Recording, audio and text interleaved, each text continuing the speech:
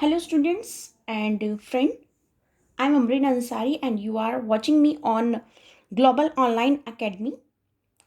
So let's start our topic, that is biotechnology. As you seen, जैसे कि आप देख रहे हैं, biotechnology,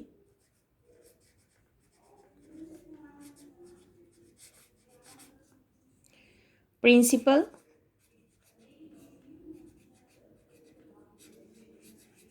principles and process. And बेटा ये जो आपकी वीडियो है थोड़ा सा लंबा होगी, थोड़ा लंबी वीडियो जाएगी, लेकिन ये काफ़ी हेल्पफुल वीडियो होगी एनसीईआरटी कि कोई टॉपिक ऐसा नहीं रहेगा जो हम इसमें कवर नहीं करेंगे। ठीक है, तो आप इसे बहुत अच्छे से देखिएगा, बहुत अच्छे से समझिएगा। जो हमारे बोर्ड वाले स्टूडेंट्स हैं मैं उन्हें भी कहूँगी, उनके लिए भी चैप्टर बहुत इंपॉर्टेंट है। और अगर आप नीट की प्रिपरेशन कर रहे हैं तो ये चैप्टर आपके लिए बहुत ही ज़्यादा इंपॉर्टेंट है। इवन अभी मैं इस चैप्टर का ओवरव्यू थोड़ा फास्ट ले रही हूँ, लेकिन जैसे ही बोर्ड एग्ज़ाम ख़त्म होगा 27 के बाद 1 मार्च से जो आपकी बायो की क्लासेस होंगी वो बहुत डीप क्लासेस होने वाली हैं फॉर नीट स्टूडेंट। चलिए स्टार्ट करते हैं हमारा आज का topic, that is biotechnology principle and process. ये आपकी बुक का चैप्टर का नाम है। सबसे पहले बच्चों इसे ब्रेक डाउन करेंगे। फर्स्ट बायो, यानी इसका मीनिंग क्या होगा। मैं कह रही हूँ कि इसका मीनिंग होगा लिविंग। अच्छा, वो बच्चे जो कह रहे हैं तो मैम हिंदी इंग्लिश का प्रॉब्लम आता है, तो मैं लिखती ज़रूर इंग्लिश में हूँ पर इंग्लिश में समझाती हूँ, हिंदी प्लस इंग्लिश। और बच्चों हैबिट डाल लीजिए, अगर आप आगे ग्रेजुएशन करना चाहेंगे या कोई भी कोर्स आप करना चाहेंगे, अब आपको सामना इंग्लिश का ही करना होगा। ठीक है, चलिए। बायो में मीनिंग होता है हमारा लिविंग, और टेक्नोलॉजी यानी टेक्निक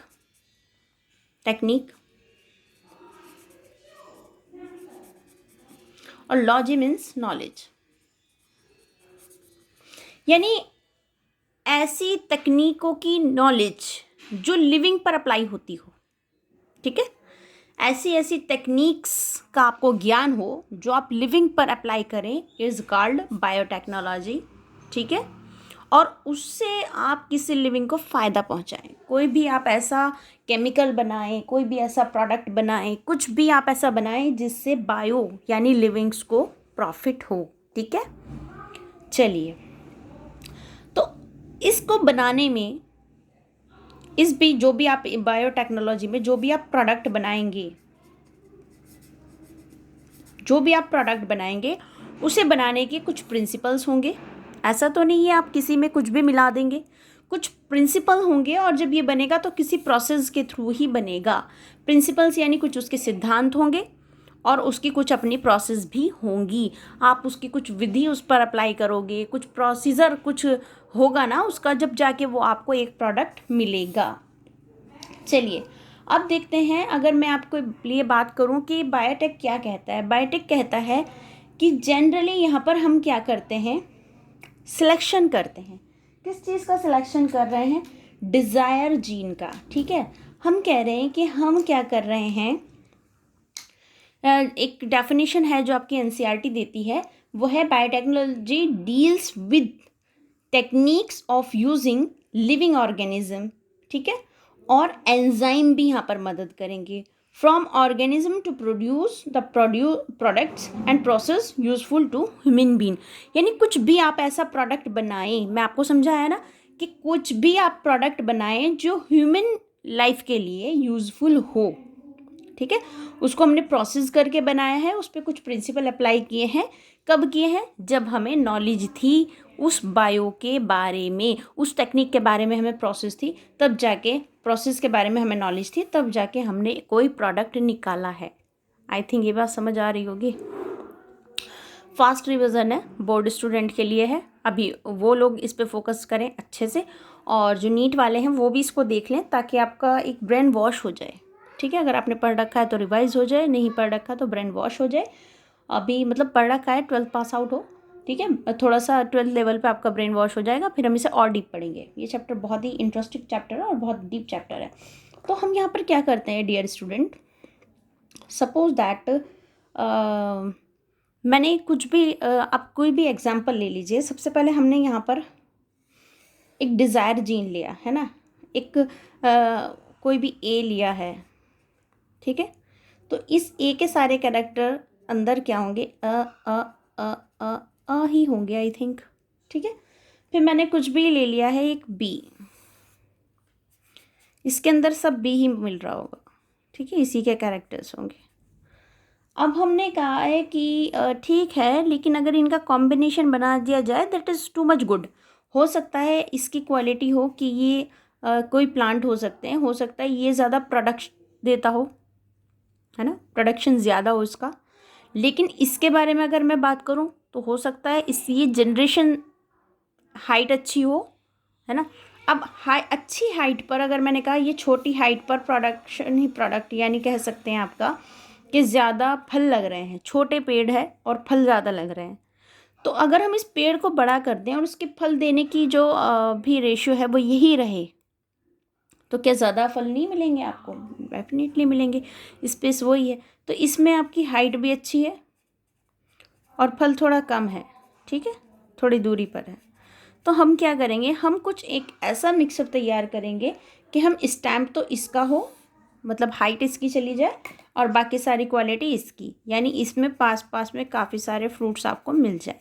यानी एक नया प्लांट आपने तैयार कर लिया है अकॉर्डिंग टू योर विश, अपनी आवश्यकताओं के अनुसार। तो इस पे से आपको ज़्यादा फल मिलने वाले हैं, यानी ज़्यादा आपको क्या मिल रहे हैं, ज़्यादा प्रोडक्ट मिल रहा है। तो हम पहला कहते हैं कि हम क्या करेंगे, इन दोनों की स्टडी करनी होगी। सबसे पहले क्या करेंगे, स्टडी करनी होगी, क्योंकि इसमें से कोई जीन निकालना है और इसमें कोई जीन डालना है, ये भी बात आप याद रखिएगा। इसमें निकालना है और इसमें डालना है, तो हमें दोनों की स्टडी करनी पड़ेगी। तो हमें सबसे पहले क्या देखना होगा, डिज़ायरेबल जीन। तो हमारी कुछ पर्टिकुलर फॉर्म्स आ जाती है कि हम उसमें क्या निकालेंगे कि सबसे पहले इसको आइडेंटिफाई करेंगे।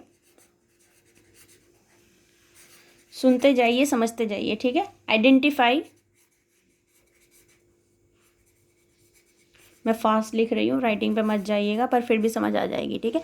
Identify desirable gene. इसके बाद सेकंड स्टेप आप क्या करेंगे, transfer of desirable gene in host. यानी ये जो आपने यहाँ से डिज़ायरेबल जीन निकाला है, सपोज़ ये निकाला है, ये आपका डिज़ायरेबल, आपने आइडेंटिफाई कर लिया डिज़ायरेबल जीन को। तो आपको अब इसको जीन को क्या करना है, यानी आपने जो ये जीन निकाला है बी वाला, आपको इसको ट्रांसफ़र भी करना है ना। तो हम इसको क्या करेंगे, ट्रांसफ़र भी तो करना है ना, ठीक है। एक प्रोसेस तो हमारी सबसे पहला स्टेप हुआ कि आइडेंटिफाई द डिज़ायरेबल जीन। उसके बाद ये जो डिज़ायरेबल जीन है इसको आपको होस्ट में, ये हमारा होस्ट हुआ, होस्ट में ट्रांसफ़र करना है, ठीक है। होस्ट में ट्रांसफ़र करने से पहले आप होस्ट के साथ भी एक काम कर लें तो ज़्यादा अच्छे रिजल्ट्स आपको देखने के लिए मिलेंगे। हम करेंगे कि मेंटेनेंस, ठीक है, maintenance of desired gene in host, यानी इसका इसमें जाकर बस जाना, ठीक है। इसका इसमें जाना काफ़ी नहीं है, बल्कि इसका इसमें जाकर बस जाना हमारे लिए बेनिफिशियल है, ताकि बसना किसे कहते हैं, ये वहाँ खाए पिए और जनरेशन बढ़ाए, ठीक है, तभी ज़्यादा बेनिफिट होने वाला है, ठीक है। अगर सपोज दैट आप कोई बच्चा अडॉप्ट करना चाह रहे हैं, दो हस्बैंड वाइफ हैं, बच्चा अडॉप्ट करना चाहते हैं।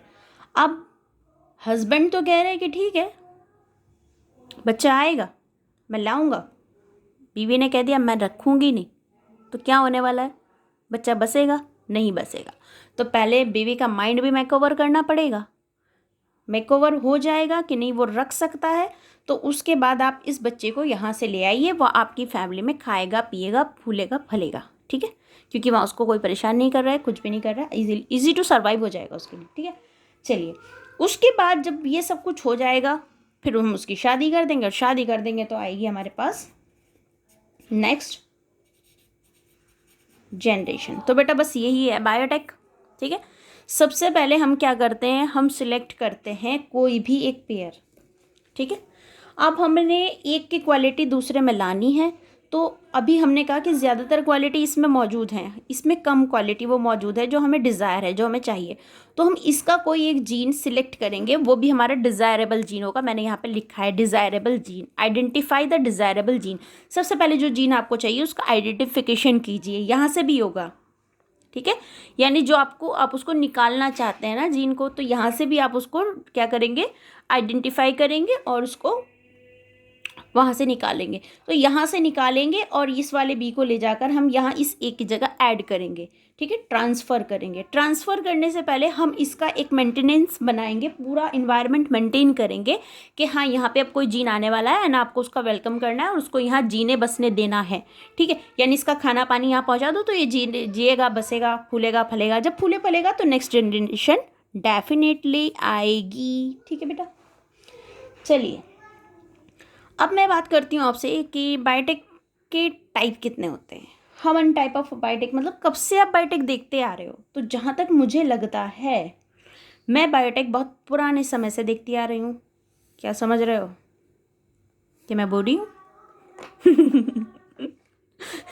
बीच बीच में बकवास जोक्स मारती रहती हूँ, ठीक है। अब देखिए हमने कहा है कि एक बायोटेक हो गई हमारी ट्रेडिशनल और दूसरी है हमारी मॉडर्न। तो पहले हम बात करेंगे ट्रेडिशनल की।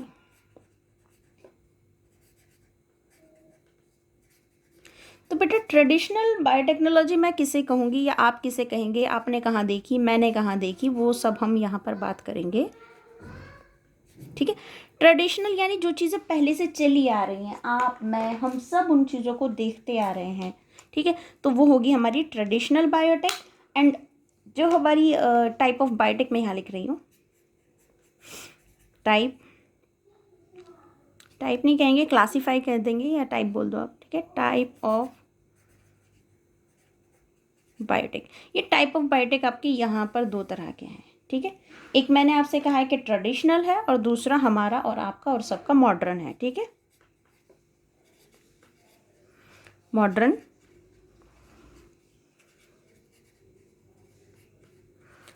मैं इसे बहुत फास्ट रिवाइज कर रही हूँ वर्ड टू वर्ड, वैसे मेरे बोलने में सारे वर्ड कवर हो जाएंगे, लेकिन आप फिर भी ध्यान रखिएगा, ठीक है। ट्रेडिशनल में क्या होता था, हमारी नानी दादी परनानी परदादी शुरू से बनाती आ रही हैं कर्ट, ठीक है।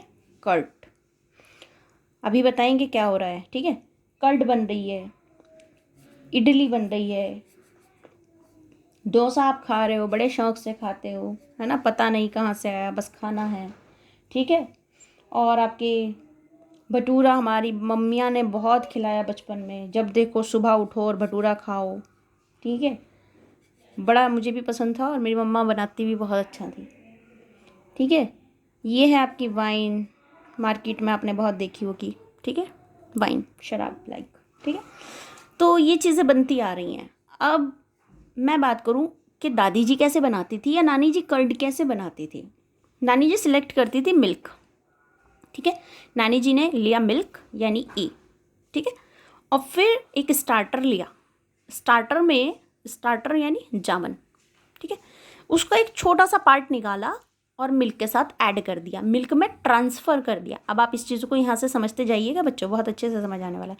तो हमारी नानी ने क्या लिया, हमारी नानी ने लिया है मिल्क, और मिल्क से थोड़ी सी कर्ड दादी लेकर आई और दादी ने कहा सुनो सुनो बहन जी, इसमें थोड़ी सी, नानी की दही नहीं जम रही है ना, नानी को दही बनानी है, तो नानी के पास था मिल्क, नानी ने लिया मिल्क, आई है दादी और दादी ने कहा है बहन जी सुनो, आप इसमें थोड़ी सी दही ट्रांसफ़र कर दो, ठीक है, उसके बाद आपको प्रोडक्ट मिल जाएगा।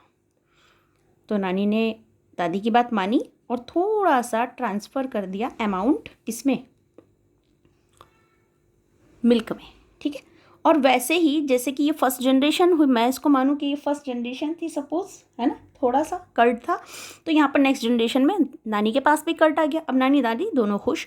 अब हम क्या बात करेंगे कि दादी ने नानी को ऐसा क्या दिया कि नानी के पास भी दही आ गई है। तो दादी बड़ी चालाक थी, ज़्यादा कुछ नहीं दिया। दादी ने क्या दिया, वो साइंस को पहले से जानती थी, बस नानी को बताना था, है ना। तो क्या दिया, लैक्टोबैसिलस नाम का एक बैक्टीरिया, ठीक है, लैक्टोबैसिलस नाम है, क्या नाम है, लैक्टोबैसिलस, यानी यहाँ से लैक्टोबैसिलस का कुछ अमाउंट हमने यहाँ डाल दिया और यहाँ पर उसका खाना यानी लैक्टोज, मिल्क में प्रेजेंट क्या है बेटा, लैक्टोज, मिल्क में लैक्टोज ऑलरेडी प्रेजेंट होता है। तो ये जो बैसिलस नाम का, बैसिलस ग्रुप में, बैसिलस यानी गुच्छों के ग्रुप में जो बैक्टीरिया मिलता है उसे बैसिलस कहते हैं। तो हमारे पास जो बैसिलस ग्रुप के जो बैक्टीरिया होते हैं उनका फेवरेट फूड होता है लैक्टो, इसी के नाम पे इन्हें कहते हैं लैक्टोबैसिलस। तो हमारी दादी ने क्या दिया था, बैसिलस दिया है ना, लैक्टोबैसिलस बैक्टीरिया दिया, और नानी के पास जो मिल्क था उसमें ऑलरेडी लैक्टोज था, तो बैक्टीरिया को ट्रांसफ़र कर दिया गया होस्ट में यानी मिल्क में, और जो बैक्टीरिया था उसने यहाँ पर खाना शुरू किया। क्या खाना शुरू किया, उसने फटाफट से अपने फेवरेट फूड को खाना शुरू किया, यानी लैक्टोज को खाना शुरू किया, और पूरा का पूरा मिल्क आपका कर्ड में कन्वर्ट हो गया।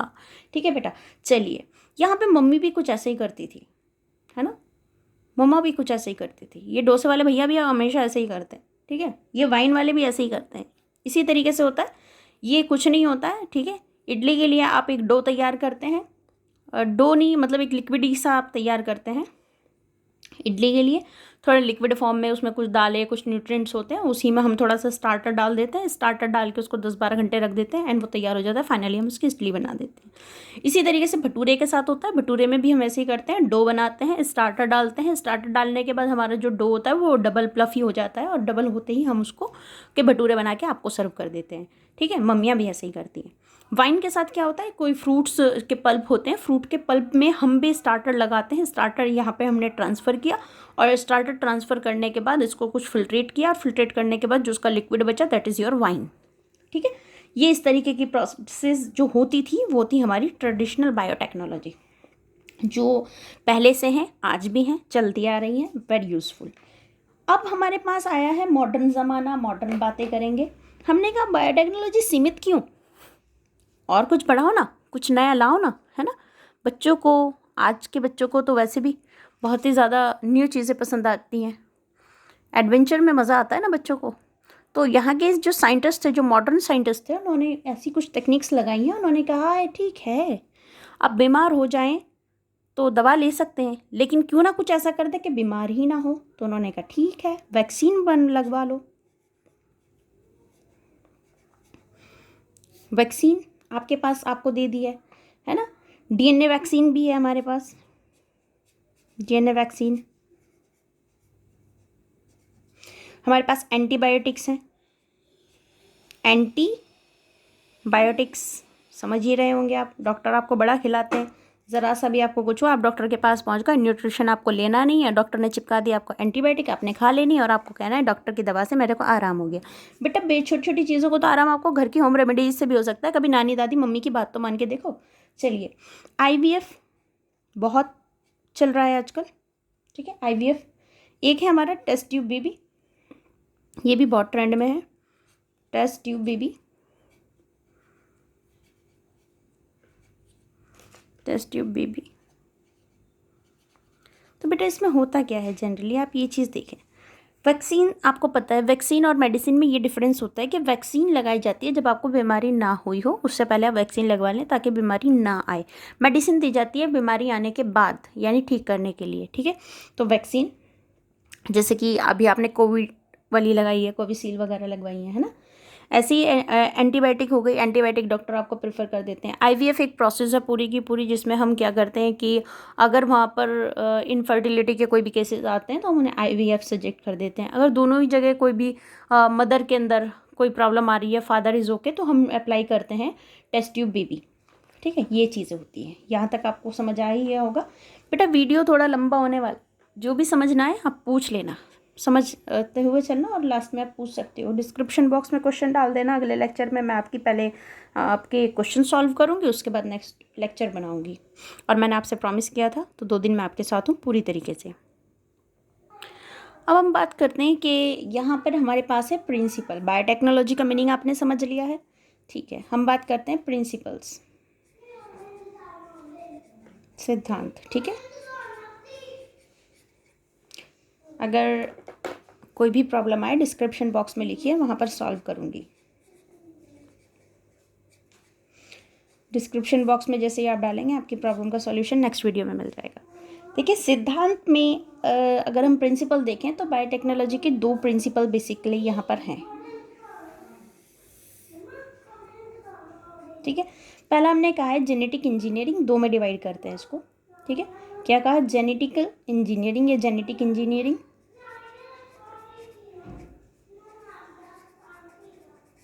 शॉर्ट कर रही हूँ क्योंकि स्पेस कम हो जाएगा, ठीक है। एक है आपके पास बायो प्रोसेस,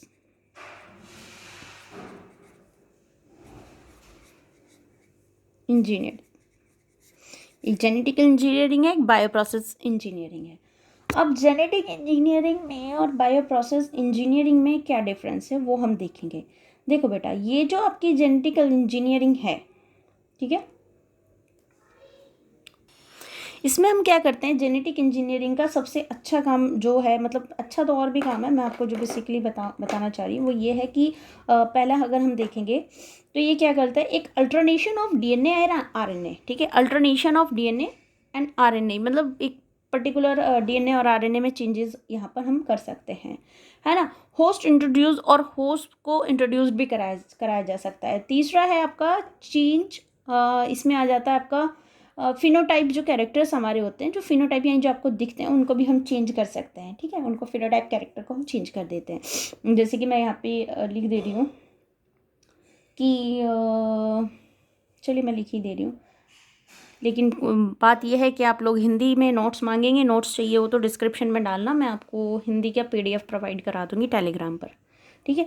बायो प्रोसेस में क्या होता है, इसमें आपको बायोब्स जो होते हैं, जो आपके मतलब कह सकते हैं माइक्रो ऑर्गेनिज्म होते हैं, उनकी हेल्प से हम कुछ पर्टिकुलर प्रोडक्ट जो होता है वो प्रोड्यूस करते हैं, ठीक है। जैसे कि मैं आपसे बात करूं कि यहाँ पे हम बनाते हैं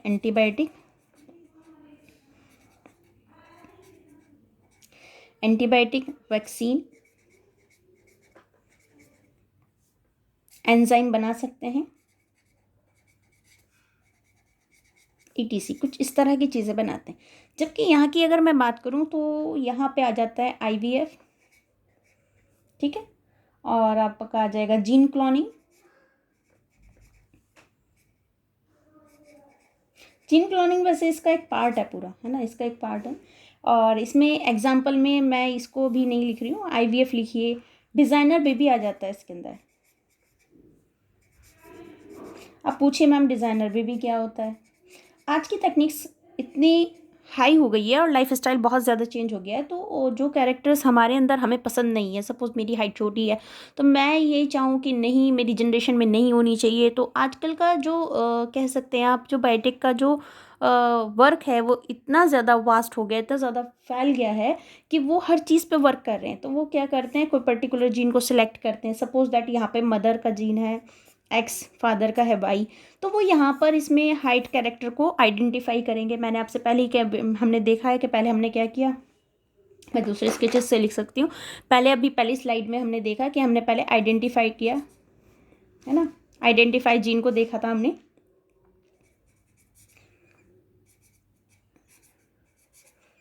आइडेंटिफाई किया हमने जीन कि कौन सा जीन हमने लगाना है और कौन सा हमने निकालना है। दूसरे नंबर पे हमने क्या किया, सिलेक्ट किया है desire gene, select, sorry, desire gene को सिलेक्ट करने के बाद में हमने उसको होस्ट में ट्रांसफ़र किया, ट्रांसफ़र टू होस्ट, शॉर्ट कर रही हूँ बहुत ज़्यादा ताकि फास्ट डिवीज़न हो सके, अदरवाइज़ ये बहुत चीज़ें फैली हुई हैं बहुत ज़्यादा है। और एक को जो इन्वायरमेंट है उसको मेंटेन करना बहुत ज़रूरी है, maintain of desired gene host, maintain of desired gene in host, ठीक है बेटा। उसके बाद आपको नेक्स्ट जनरेशन मिलेगी, नेक्स्ट जनरेशन। तो ये चीज़ आप याद रखिएगा, ये हम पहले पढ़ चुके हैं लेकिन ये बार बार यूज़ होगी ना। चलिए, तो हमने कहा है कि यहाँ पर कोई कैरेक्टर है दैट इज़ आपका कोई भी एक्स है, ये वाई है, ठीक है। एक्स की जो हाइट है वो शॉर्ट हाइट है, वाई की हाइट जो है वो थोड़ा टॉल है। तो हम चाह रहे हैं कि क्या हाइट बस यही वाली आनी चाहिए, या मैं कह रही हूँ कि चलिए यहाँ पे तो हम इतना ज़्यादा कह सकते हैं नीडेड नहीं होता, लेकिन कुछ लोग कराते भी हैं। जैसे कि आजकल ब्लू आइज बेबी बड़ा चला हुआ है, ब्लू आइज बेबीज़ की पिक्चर्स देखिएगा आप, लॉट ऑफ अपलोड्स आपको मिल जाएंगी। तो उससे ना बड़ा लोगों में ट्रेंड बन गया है कि बच्चों की आंखों का कलर, ये कलर वो कलर, ठीक है, अरे कुदरत जो दे रही है ले लो भाई, ठीक है। खैर चलिए, तो हम क्या करते हैं, कोई या तो हम कोई भी सपोज़ यहाँ पर कोई सी दूसरा कैरेक्टर है, हमें इसका कैरेक्टर चाहिए, तो हम क्या करेंगे कि अगर वो कैरेक्टर इसमें एडजस्ट होने वाला है, ठीक है, तो हम इन दोनों की स्टडी करेंगे और वो इसमें एडजस्ट करके इसमें ट्रांसफ़र करेंगे।